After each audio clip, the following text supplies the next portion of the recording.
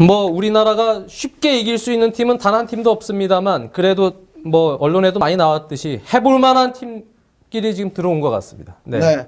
다만 액면가로 지금 해외의 많은 미디어들이나 해외의 평론가들이 한국의 조별리그 통과 가능성을 그렇다고 해서 높은 확률로 잡아주고 그쵸. 있지는 않거든요. 한 3위 정도 보고 있더라고요. 그거는 근데 뭐 자연스러운 현상인 것이 네. 포르투갈을 플레이오프로 밀어냈던 러시아, 네. 크로아티아를 플레이오프로 밀어냈던 벨기에 아닙니까? 그렇습니다. 그렇다면 뭐 그런 식의 어떤 예상 진행이 해외에서 현재 나오고 있는 거는 뭐 이상한 거는 아니다. 이렇게 우리는 뭐 생각해야 될 것 같습니다. 그렇습니다. 1차전을 날씨가 좀 덥고 또 습한 구이아바에서 러시아와 갔는데 이것이 저는 오히려 제일 좋은 조편성보다도 제일 좋은 선택이 된 것 같지 않나? 러시아 선수들에게는 조금 낯선 환경이 될 공산이 크고 그렇습니다. 그래서 그 러시아 같은 경우 선수들이 습도가 높은 곳에선 경기를 거의 안 해봤다 그래요. 그래서 이게 아마 조금 적응하는데 문제가 될 수도 있습니다.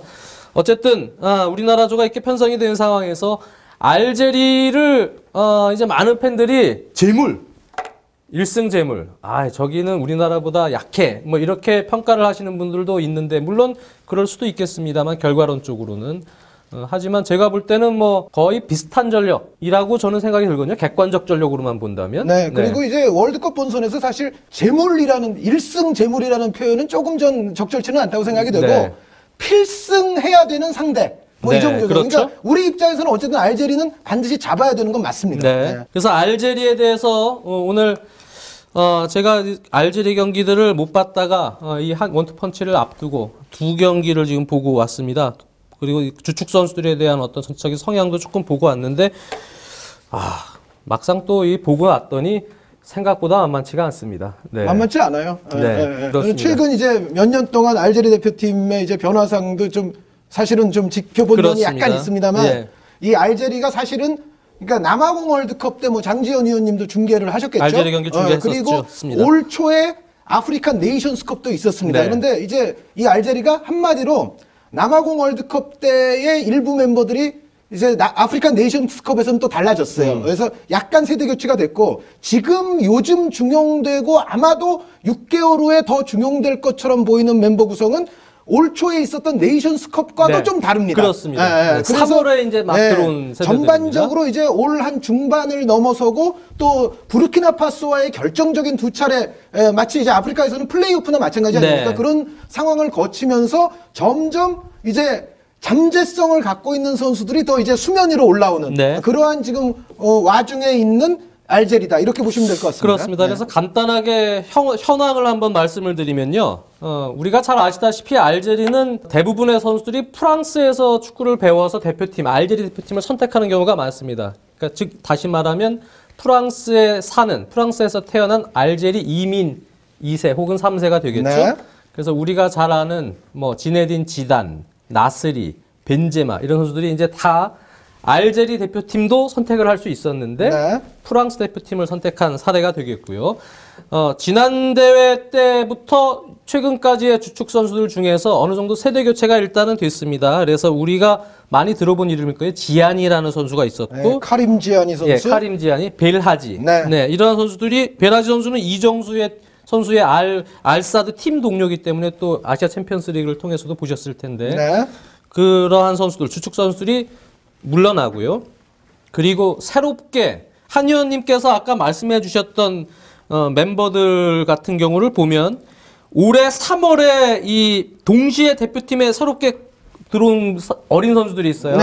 이 선수들이 프랑스 21세 대표 출신이거나 혹은 청소년 대표 출신의 20대 초반의 어린 선수들입니다. 그래서 한 의원님도 말씀해 주시겠습니다만 야신 브라힘이라는 공격형 미드필더가 한 명 있습니다. 그라나다 선수요. 프랑스 렌네에서 활약하다. 이 선수 역시 프랑스에서 태어나서 프랑스 21세 대표고요. 그리고 왼쪽 수비수, 요즘에 B클럽으로부터 많은 오퍼를 받고 있는 파우지 굴람 선수가 있습니다. 생떼띠엔에서 주전입니다. 지금. 그렇습니다. 이 선수도 요즘에 상당히 잘하는 왼쪽 수비수인데 역시 프랑스 21세 대표를 하다가 지금 이 알제리 대표로 올해 3월부터 들어왔습니다.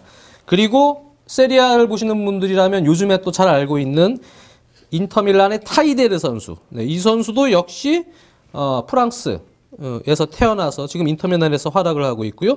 그 다음에 인터밀란의 백업 공격수인 벨포딜 선수. 이 선수도 역시 프랑스 청소년 대표입니다. 요 4명 같은 경우가 올해 3월에 대표에 새롭게 들어왔어요.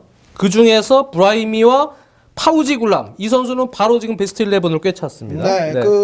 그러니까 우리가 항상 이제 월드컵 상대팀 이런 거를 분석을 할 때 오류에 빠지기 쉬운 게 뭐냐면은 이제 최근에 보면 뭐 여러 뭐 인터넷 백과들도 있고 많이 있지 않습니까? 그런데 거기 쭉 보면은 출전 횟수가 예를 들어 이 선수는 막 50, 60, 뭐 대표팀 캡수가 막 5, 60, 70 막 이렇게 되는 선수들 사이에 출전 횟수가 뭐 1, 4 뭐 이렇게 있으면 얘들은 그냥 신예 후보들인가 보다 이렇게 생각할 수가 있는데 이게 그렇지가 않다는 거죠. 이게 흐름이라는 게 있습니다. 그러니까 예를 들어 브라이미 같은 선수가 지금 요 자리입니다. 지금 전체적으로 이제 말씀을 드리겠습니다만 알제리는 기본적으로는 4-3-2-1에 가까워요. 물론 이제 4-3-2-1과 약간 4-2-3-1의 병행 형태도 있습니다만 알제리 언론이나 이제 할릴 호비치 감독 입장에서는 기본 전형은 일단은 4-3-2-1. 약간 이 양쪽의 윙포워드들이 안쪽으로 좀 좁히는 스타일이거든요. 그래서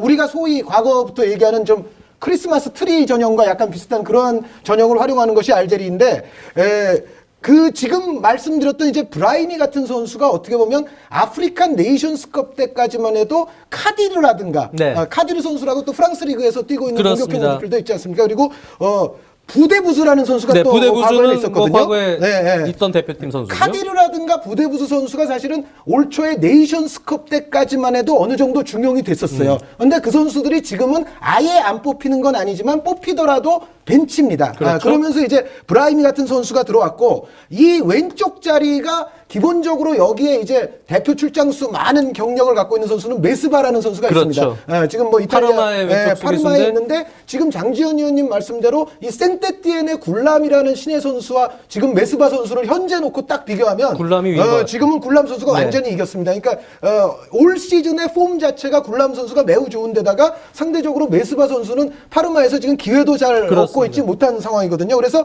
브라임이라든가 굴람 선수는 지금의 기록상에서는 출전 횟수가 얼마 없지만 이 선수들은 우리와 상대할 때는 기본적으로 들어오는 선수들이라고 보셔야 될 거예요.